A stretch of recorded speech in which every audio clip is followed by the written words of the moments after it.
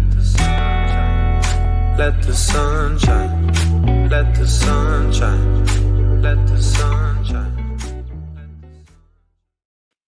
What's happening, Dr. R.G. Allen Wilson?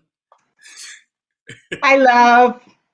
You make How you me doing? smile. You make me smile. This is Good. heavy days these days, right? You know what? It's a lot of heavy days. It's a lot going on.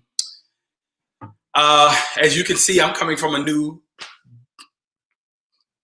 place. I see. It's fabulous.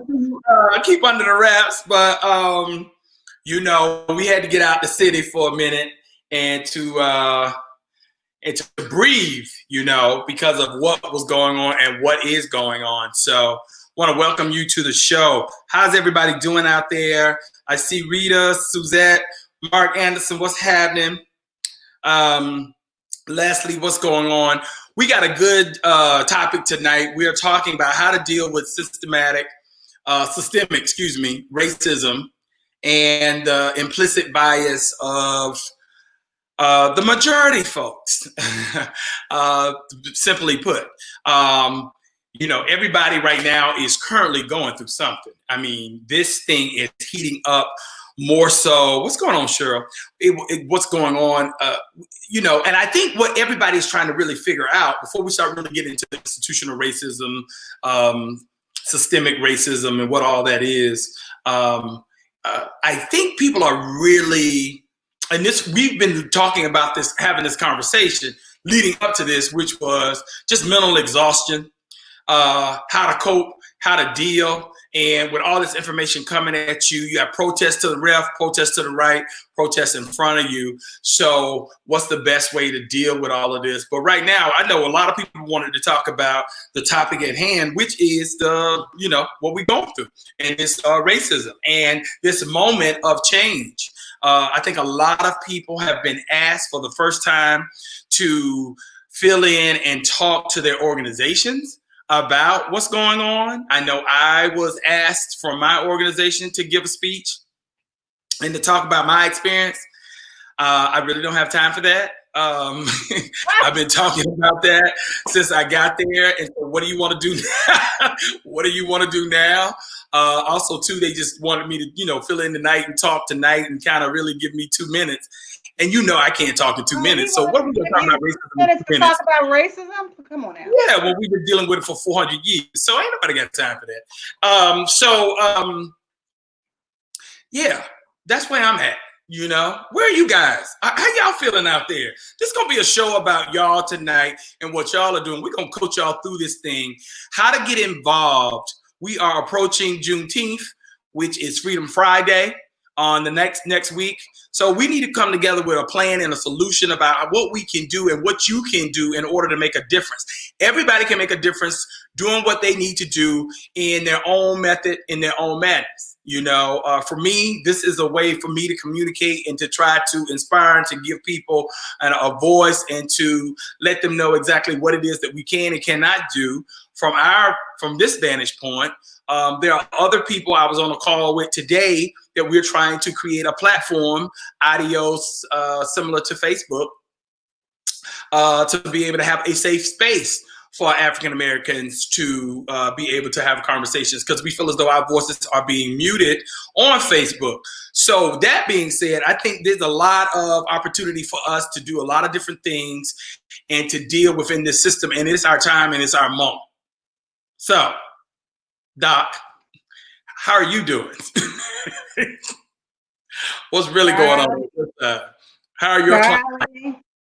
Well, I would say, yeah, all of that, 100%, 1,000% to all of that. I think that, thank you for creating this safe space for all of us to process and to talk about how we're feeling. You have taken the charge. I say, how are we showing up? I'm always asking people, like, how are you showing up? Not for the 2 minutes that, your company asked you to speak, because that to me is quite an insult and a slap in the face. It really is, how are we showing up in places and spaces that are safe for us so that we can refuel, so that we can revitalize, so that we can re-energize ourselves, so that we can go back out there in this fight. Because it's a fight. We're dealing with two pandemics, COVID-19 that only started a couple of months ago, that sent us all inside to really think about what was going on in our lives, and a perfect storm, quite frankly, for us to be rejuvenated to go back out there and fight the fight of this, the original sin of systemic racism and systematic structural inequities and social injustices that have plagued our society and quite frankly our world for hundreds of years. So none of this is new to us. None of this is new. Maybe what's new to us is that white people are finally listening a little bit, right? That might be slightly new.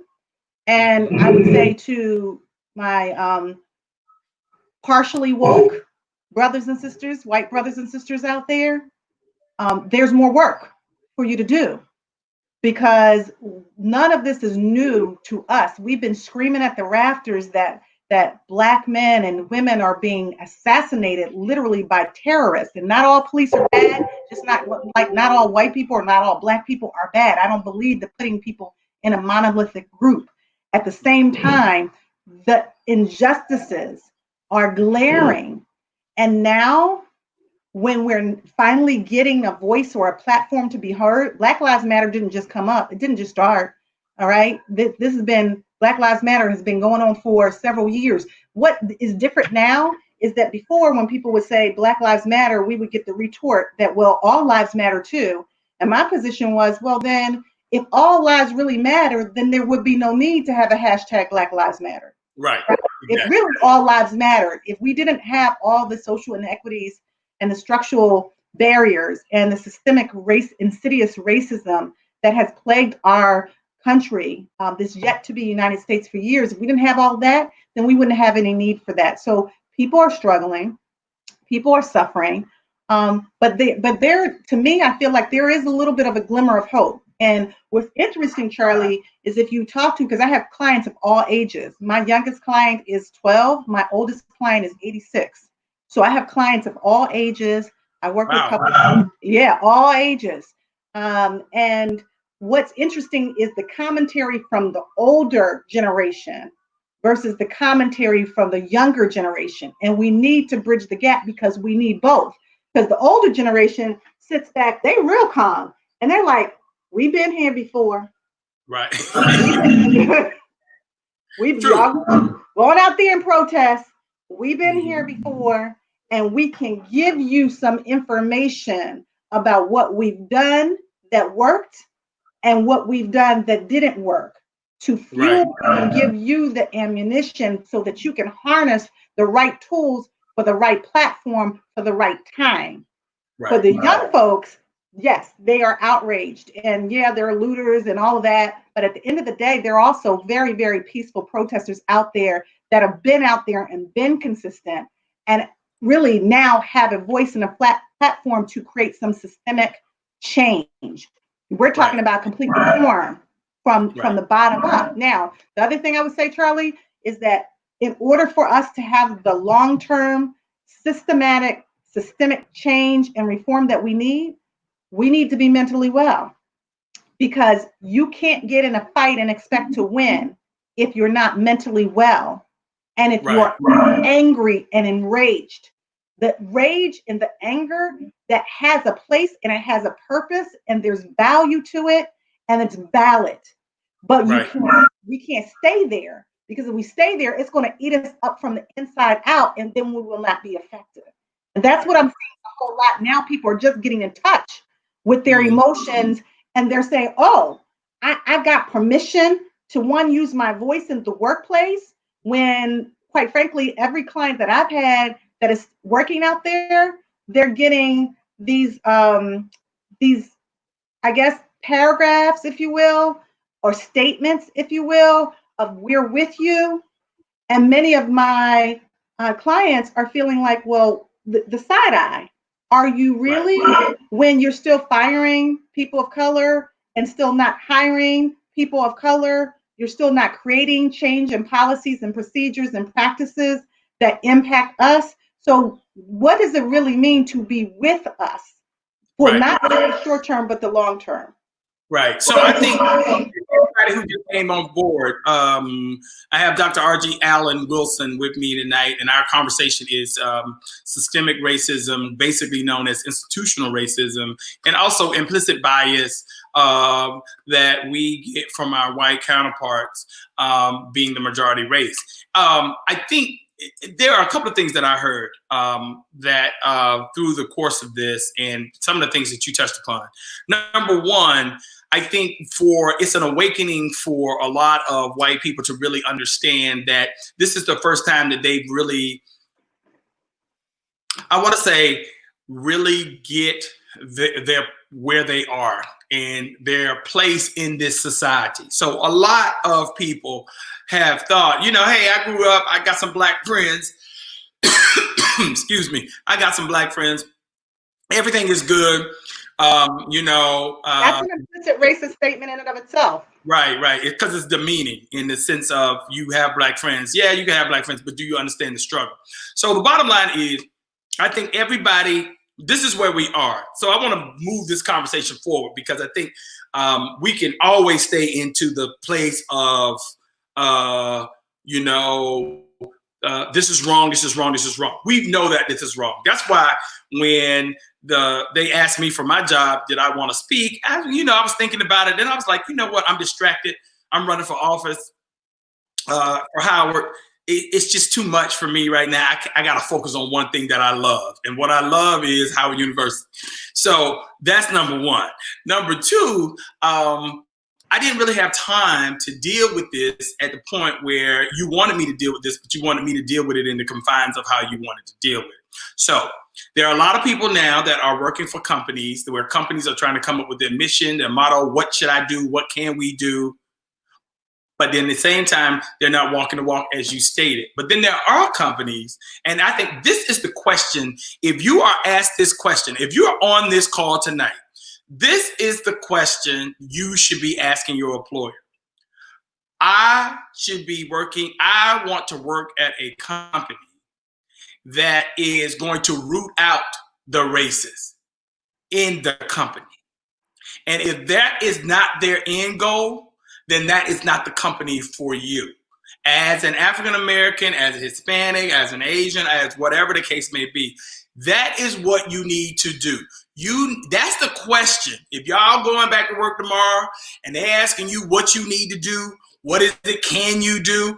You need to say, is this a place where I'm going to feel comfortable? And if there are going to be people who are going to come in and bring up racist ideas, conversations, do blackface, do all the things that are insensitive to my needs, that's not a place that I want to be. And that's not a company that you should want to be. And you should see and identify yourself, because the writing is on the wall. I think too many times we have muffled ourselves and been silent in organizations and made things comfortable because we don't know how to speak up when it is necessary, find your voice when it is necessary. Also, a lot of us are in positions where we feel as though I can't be my authentic self, which is a stress, which you talk about all the time. Because if I be my authentic self, then I'm not going to be able to take care of my family, and we know what comes behind family and what comes behind when you're a person of color in power. You're usually taking care of mama, daddy, the whole cook, all of them. Ain't gonna end them, So and them. Yeah. So that takes. So I understand a lot of people's position, but also too, you can't find your voice in that. So what we want to talk about tonight: how to move this needle from a place of weakness, and not weakness, but this a challenge to minorities that are in the workplace, and how to move that conversation forward. So, Doc, what are you seeing currently right now, and the people who are coming? What conversations are you having with them? How are you guiding them to deal with systemic racism? And I just want to go back, and I just want to really break down and say, systemic racism is a form of racism expressed in the power of social and political institutions. It is reflected in disparities regarding wealth, income, criminal justice, employment, housing, healthcare, political power, education, among other factors, also known as institutional racism. So when you put all of those things in the box, those are all the social compacts or the social places where companies are trying to make social impacts into. So when you take education, for example, you're not getting the grant education. You know, when you take criminal justice, you might be caught with an ounce of weed, but they take you in, and then now you have this criminal record. When it comes down to income and health disparities, we saw that through COVID, as you stated. We didn't have the luxury of going into a 4-bedroom house or a 5-bedroom house. You had immigrants like in Queens or in deep Brooklyn who were there, and they are living 4, 5, 6 deep in a 2-bedroom apartment. So they don't have the ability to spread out. So these are all the things that all these stressors that I can only imagine that you're dealing with that our white brethren do not understand, and that have been created based on the way this country was founded 400 plus years ago, and how this country has always basically had their knee on our necks. So what are you experiencing, and how are you guiding your clients currently right now? Well, thank you, Charlie, for that. I mean, it is true. What I'm seeing with a lot of my clients, and remember, I work with all ages. For my young people, many of my young people that I see, my teenagers and my young adults, they are at the, what would be considered the best schools, and they are in the best neighborhoods, right? And because they can afford therapeutic interventions such as this, right? And I don't mean to cut you off, but there is, if you guys out there, you guys probably have heard now, because they throw around books every day and all day long, and authors and who to read and what not to read. But Robin DiAngelo, she is the author. She is the white woman who wrote the book White Fragility. White Fragility. And in one of her talks, she talked about, and this is the talk that, since I'm in real estate and I deal with this, she talked about, and there's a video that's out about how she talked about how these white people created an app called Sketchy. And Sketchy is an app that allows you don't have to ask the question. Everything is loaded in code, and it gives you the good neighborhoods of where you can live, what neighborhoods you need to avoid, and all of that. And that in itself is the coded language that that based on what you just talked about, that we deal with throughout so many different levels. So I just wanted to add that little nugget because it was so real. And I just saw that, and it was just around real estate, especially in my industry, because I feel as though I'm spending time. I have to go spend 3.75 hours in a fair housing class because you just don't want to sell to Black people. Mm-hmm. Mm-hmm. Yeah. You know what I'm saying? If you just go to Black people without trying to steer them in a one direction or trying to ask them, can you afford, then maybe we wouldn't have to spend my good 3.75 hours in order to do this. So anyway, sorry. No, that's real. That's real. White Fragility is really, it's a good book by Dr. DiAngelo. And, so let me tell you what my clients are saying and what they're experiencing. At my teenagers and my young adults, their white peers are giving them stats, and the stats are saying, here are the reasons why you should like Trump, because Black people, he's helped Black people like you to get jobs. Wow. Many of my clients then come back to me as their therapist and say, Dr. RG, is that true? And I say, well, if you want to work 4 and 5 jobs in order to make ends meet, then perhaps one could say that that's an accurate statement, that maybe before COVID, more Black people had. But who wants to work 5 jobs to just make half of what their white brothers and sisters are making, right? There's also the colleagues that are working in corporate America that are distressed because now they're raising up their voices. And by the way, voicelessness is a condition based on the insidious throes of systemic racism. It is not as easy or as simplistic when you have mouths to feed to find that voice and raise up and speak against those injustices and speak truth to power. So people, for example, like my father, who was a homicide detective and a law enforcement officer in Philadelphia during the Frank Rizzo era, had to make a choice, which is a false choice, right?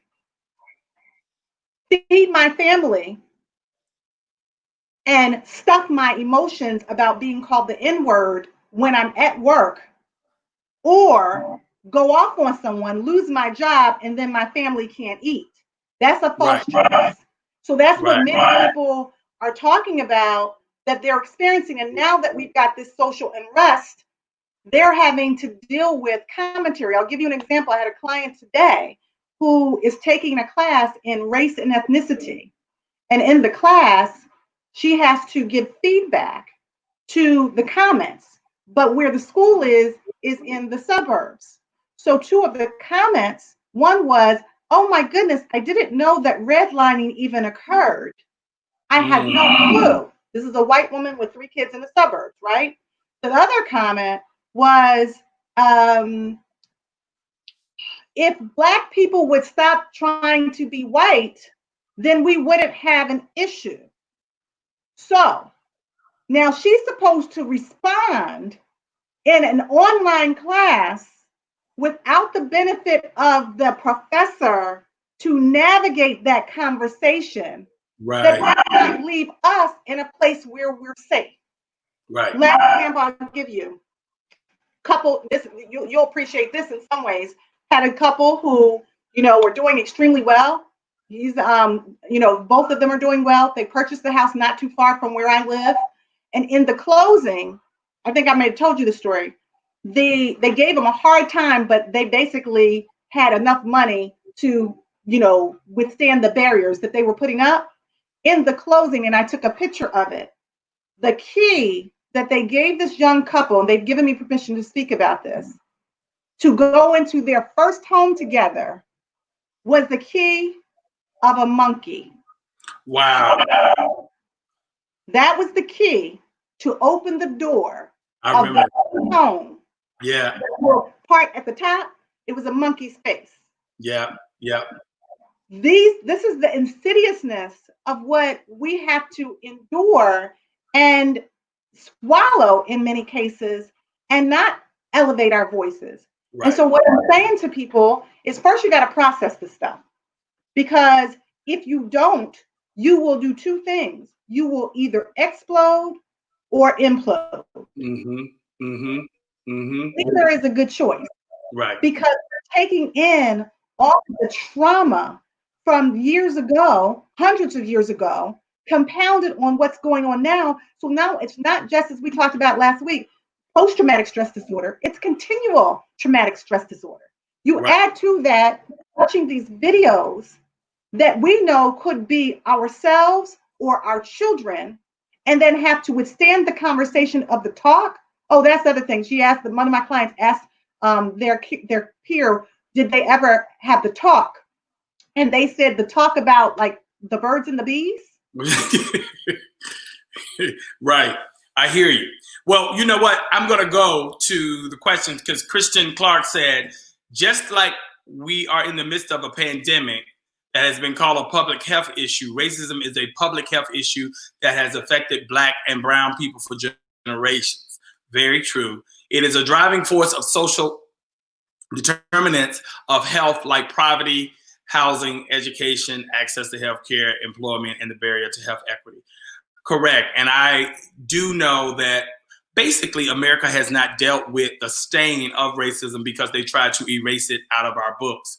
And I think we as African Americans have done ourselves a disservice by trying to assimilate into the American dream, move into these neighborhoods, go to these schools, dine here, go there, shop here, to say, we've made it and that everything is going to be washed away. We haven't sat down our kids at the end of the bed and talked to them about what's going on in society, because we don't want to talk about that pain. We want that pain to be erased. We think that because when we reach a social status that you're not going to endure that anymore. And all you've done is now create a place. 30 days ago, not 30 days ago, 90 days ago, these kids that are growing up today, that's 18, 19, 20, they have never had any type of hardship in their life.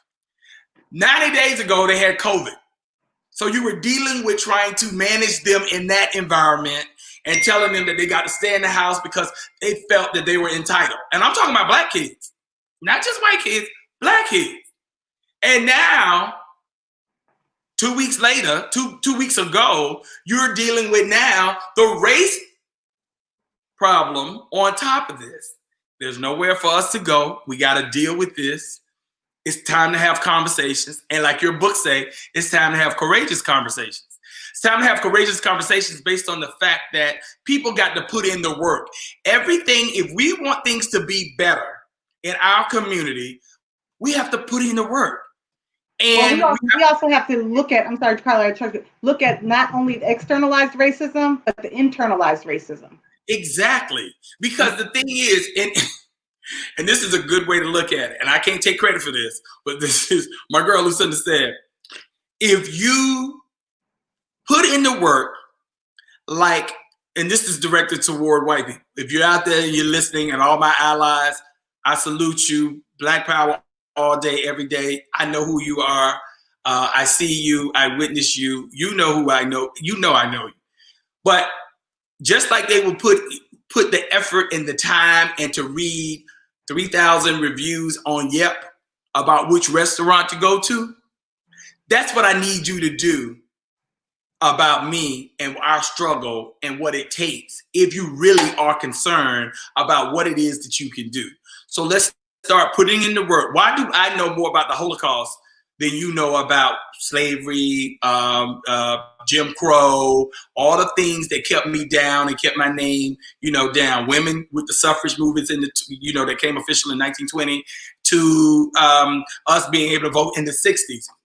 And when you look at it from a chronological standpoint, you really see the inequities of what we're dealing with and where we are. So we need to really think about, and I like what Suzette just said, which I agree, we need to include in this movement a new business case for anti-racism. I think we have so many opportunities here, and I think there's so many different fractions, but I think you have to find exactly where you can fit in order to do it, or not, you're going to feel overwhelmed and you ain't going to do anything at all. And I don't want anybody to feel out there like they're idle and they can't do anything in this. Right. So, right. Well, we have to stay in the conversation, right? We got to, courageous conversations do connect, but you got to stay in the conversation, and it can be overwhelming. But as I say, it's also overwhelming being Black and breathing in America, right?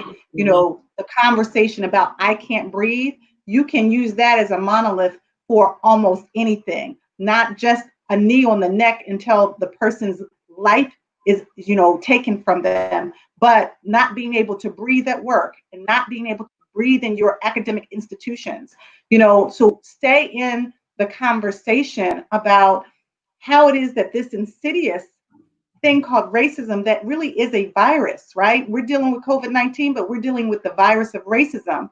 And it is a disease that has permeated the earth, in particular in the United States. We call disease dis-ease. Well, why is it dis-ease? Because we've never come to grips with how we got here and America's original sin, which was to see us as less than humans and then have white people to own us as their property. That's really what happened. And we've been dealing with the residual effects of slavery ever since 1619. Right. And implications for us not being the best versions of ourselves, because there's a thin line and a correlated theme between the externalized racism. Just like if you tell a child you're not good enough, you're not worthy, they will resist in the very beginning. But if you say it enough, eventually they begin to say, well, maybe they're right. Maybe I'm not good enough. Well, maybe you think I'm a bad kid. Well, let me show you what bad is. And eventually those externalized messages become internalized messages. Mm-hmm. Now we don't need white people to tell us that we're not worthy. We start believing that ourselves, and it becomes harder and harder to dispel that myth if we're not doing that work. And yes, do we need allies?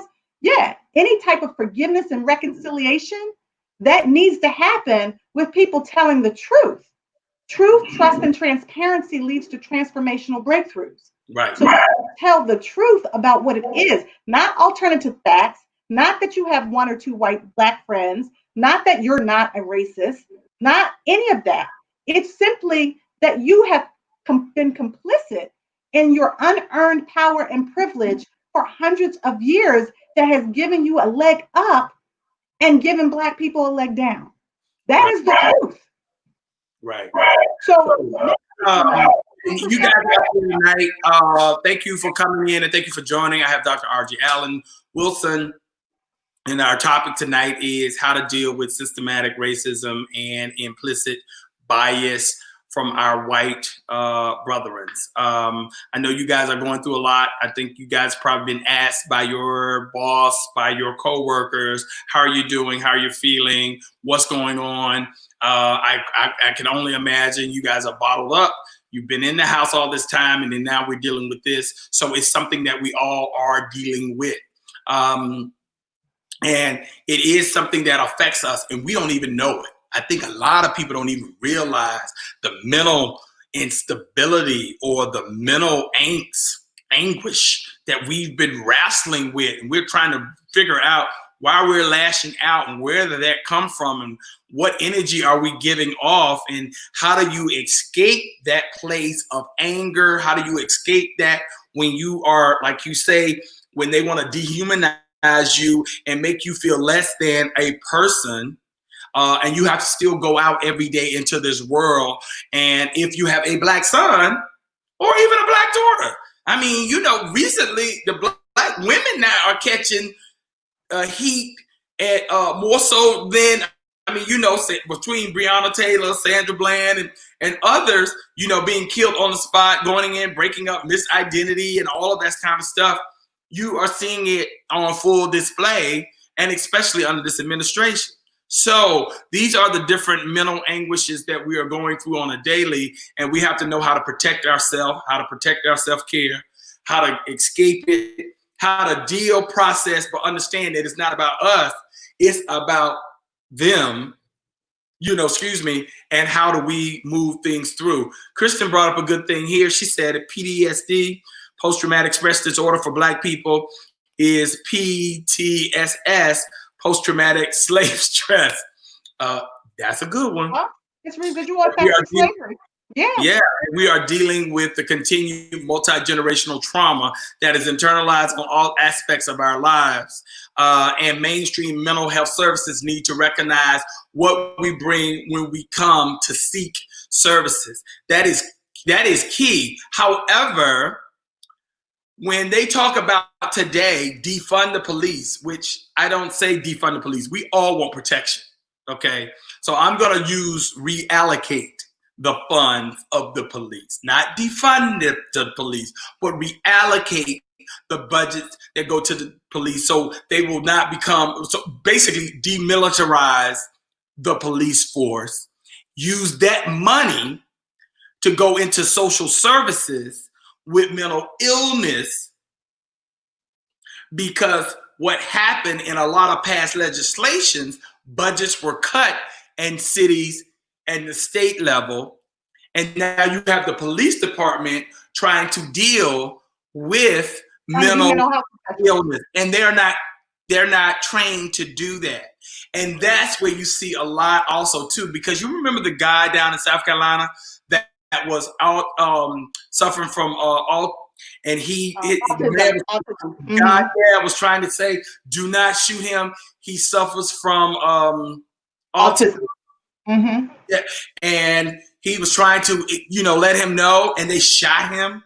And those are the things that we are facing every day. And that's what the police is facing too every day as well. And it's because of how allocations of resources are done. When you look at a white neighborhood, you don't see the white neighborhood having multiple and that many police in their neighborhood. But then when you go to a Black neighborhood, you see a constant barrage of police and stuff. So that's also why we have to vote. Exactly. So it goes back to, and you guys will be here on Thursday night with John Dunson. We're going to talk about this down ballot and how to deal with the Senate and how we need to overtake the Senate, because the damage that has been done, all the stuff that we're out here fighting in the streets for right now, they have appointed over 300 judges that's going to be with us in a lifetime. And these are conservative judges that don't know what the hell they're doing and not even qualified by the American Bar Association. So these are the effects.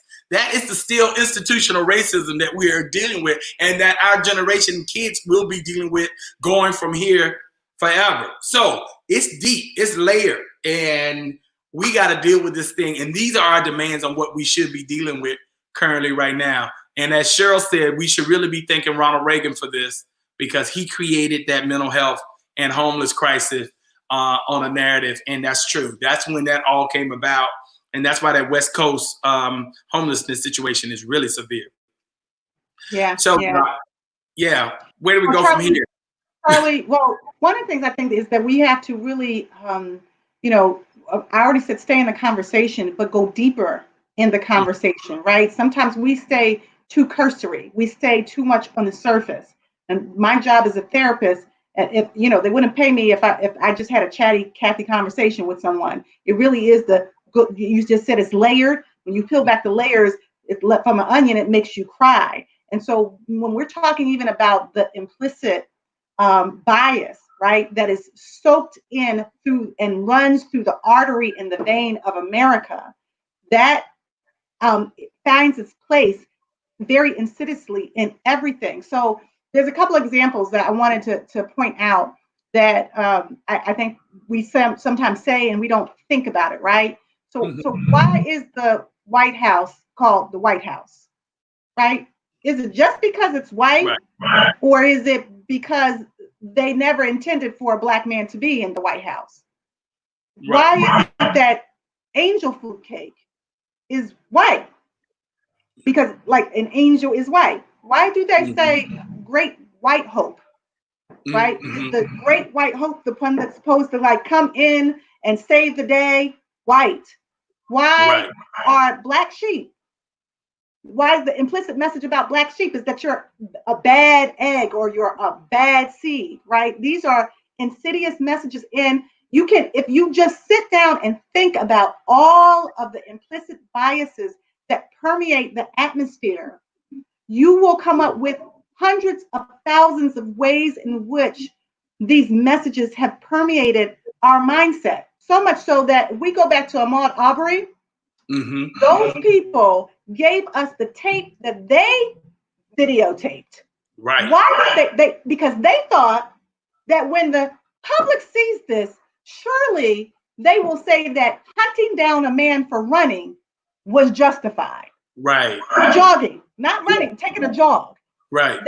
They will say this is justified. That doesn't come from some form of mental illness. That comes from the pervasive stain of racism that these white men would think that the public would they would affirm that this was an appropriate thing to do. Right. So when we think about that, now, how do you stay in the conversation? One, you help yourself by becoming your own change agent. When we feel like we are in an active state of healing and helping, then we feel like we have some room to grow.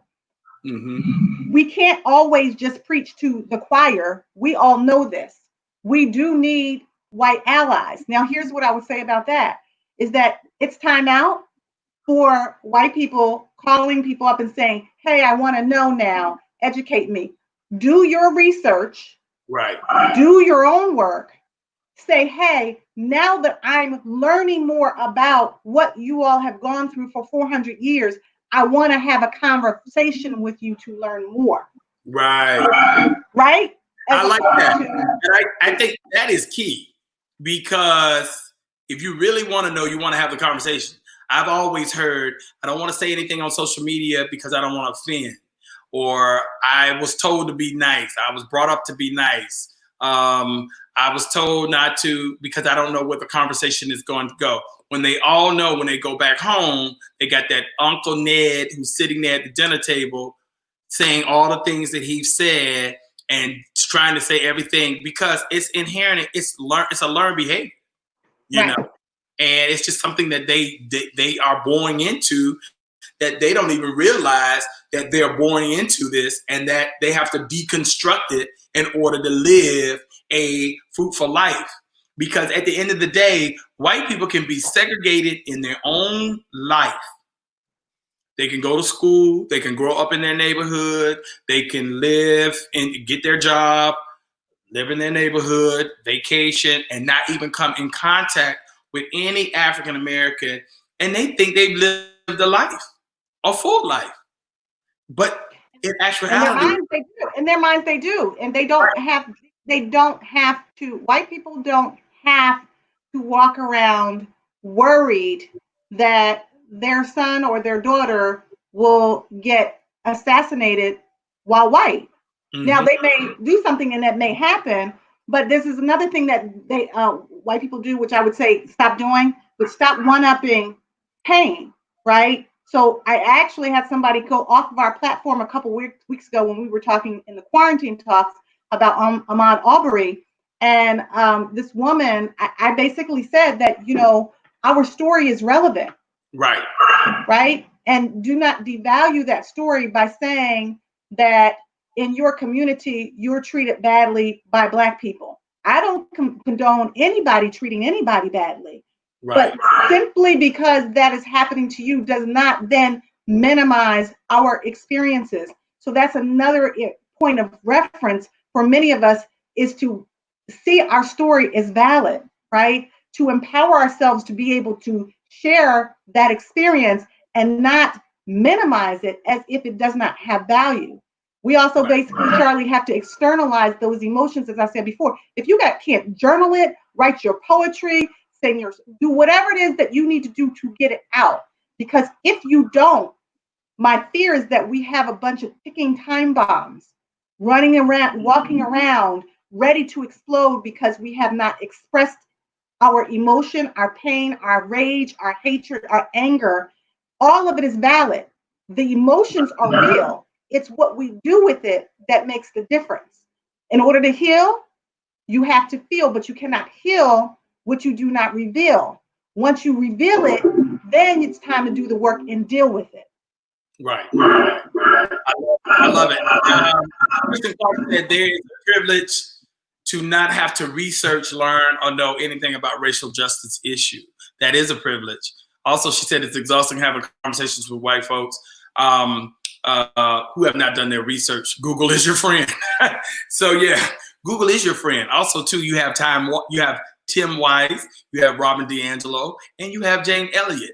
And they will help you out, and they will be able to push that needle for you and give you some really uncomfortable, and it is going to be uncomfortable for them in order to figure it out. And I also think, too, those three people that I just mentioned, I think a lot of people are really familiar with Tom Wise because they see him through social media a lot. But Jane Elliott, she does the experiments where she go in and she bring in all, white people, and then she make them raise their hand and say, if anybody in the room that can want to change position and change their place in the world with a Black person, would you want to do that?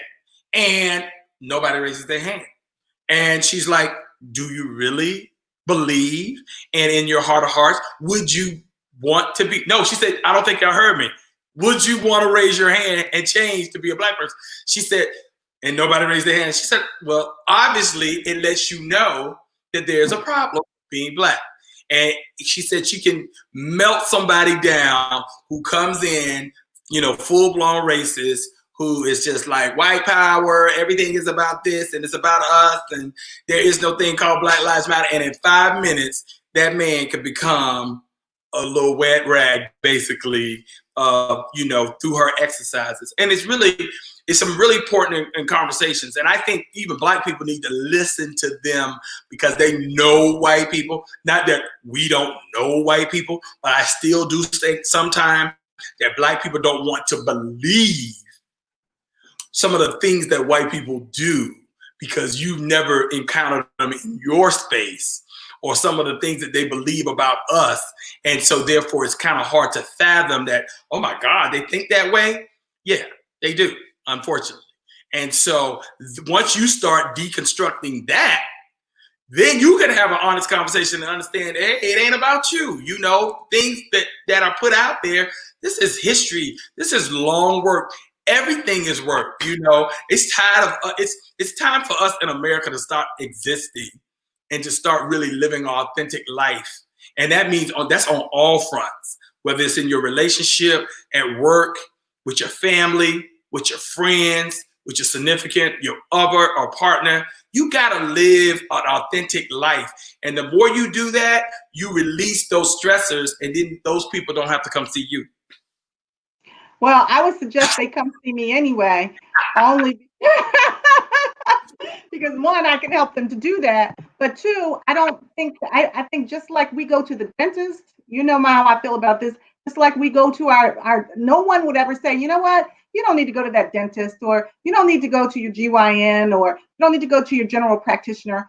A mental health professional is someone that comes alongside of all the other areas in your life to help you to process your emotions.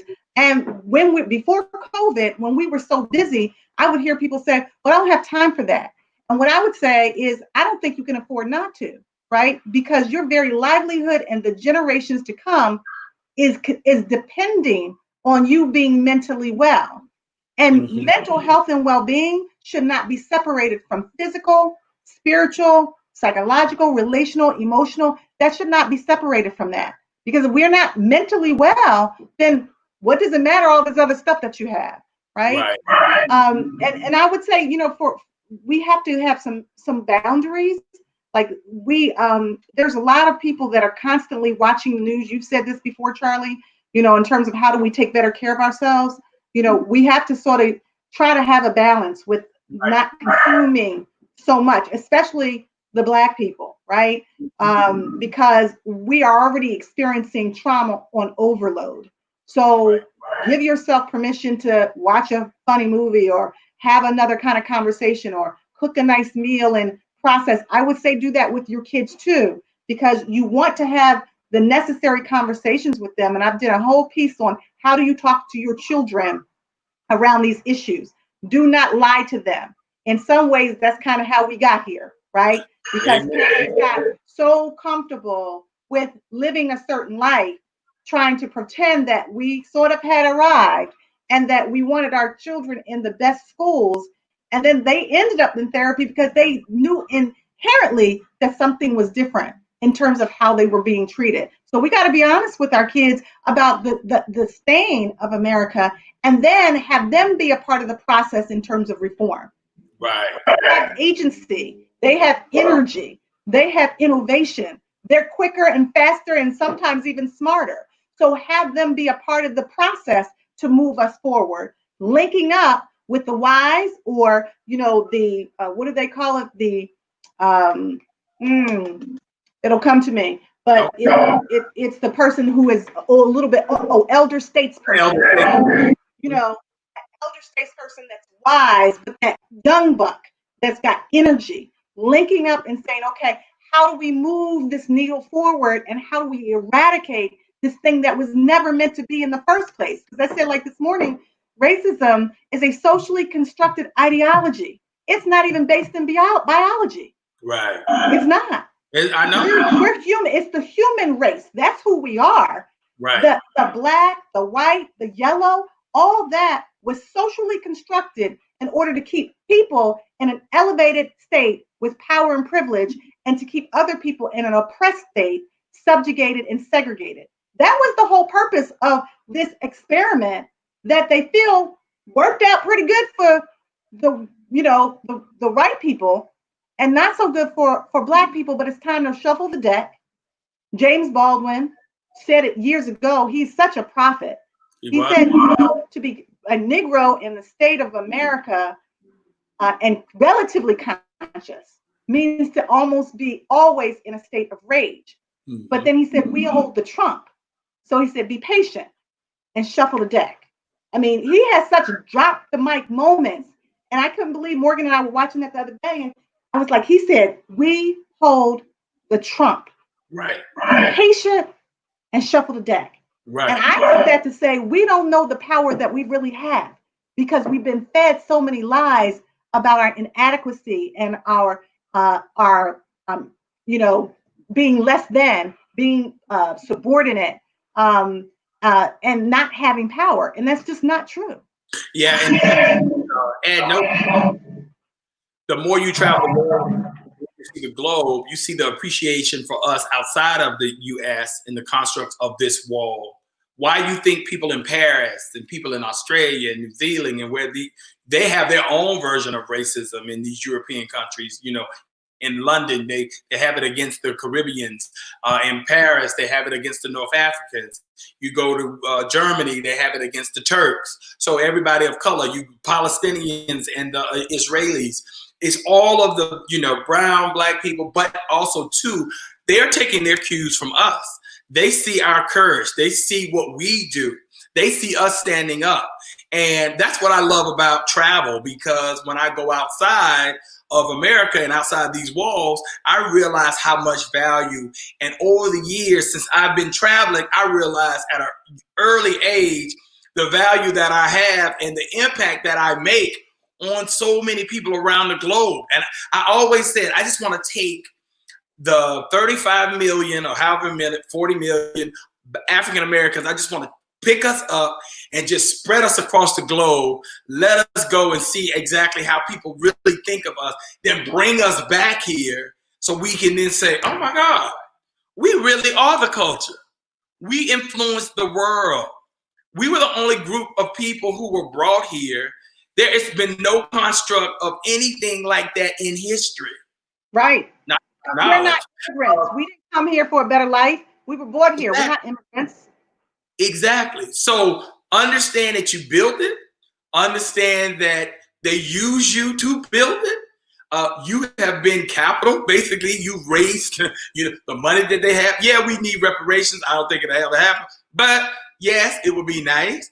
But at the same point in time, you have all the tools that you need to understand that we have the mindset and the wherewithal in order to move the needle forward and to keep things moving.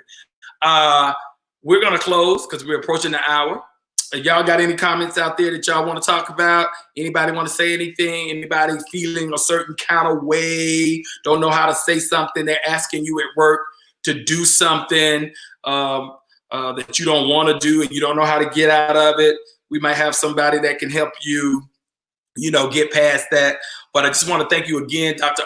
Alan Wilson, for coming in and sharing your knowledge and all of the love and support that you have for the show.